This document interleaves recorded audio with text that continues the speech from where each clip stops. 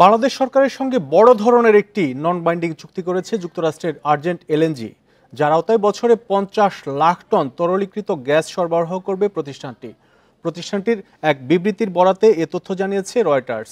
Donald Trump president হিসেবে শপথ গ্রহণের পর এলএনজি সরবরাহে দেশটির কোনো প্রতিষ্ঠানের এটি সবচেয়ে বড় ধরনের চুক্তি বলে দাবি করা হচ্ছে।